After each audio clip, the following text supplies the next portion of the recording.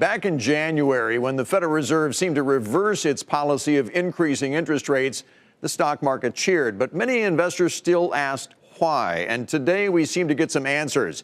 In the minutes of the central bank's most recent meeting, policymakers cited a sharper than expected slowdown in global economic growth and the potential risks that posed to the American economy. And that's not all that they talked about. Steve Liesman starts us off tonight from Washington. We learned in the minutes from the Federal Reserve's January meeting that almost all Fed members want to end the balance sheet reduction later this year. That's news to the market. We thought that the $4 trillion balance sheet would be reduced over a longer period, say well into next year.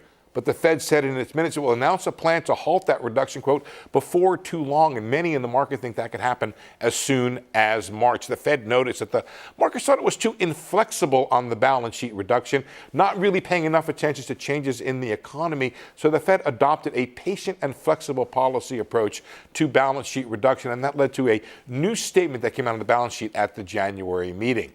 On the critical issue of interest rates, the Fed explained its pivot to a pause from gradual rate increases because it saw growth risks increasing. It noted that financial conditions had tightened with the big sell-off in the market. There was also the government shutdown and trade tensions, leading the Fed to expect slower growth in 2019 than it previously had. It also saw softer business and consumer sentiment, and the outlook for foreign growth also had turned weaker. At the same time, inflation was muted, so the Fed saw little risk in pausing.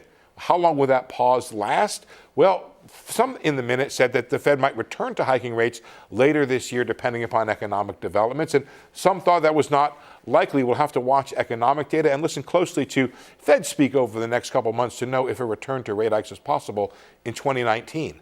For Nightly Business Report, I'm Steve Liesman in Washington.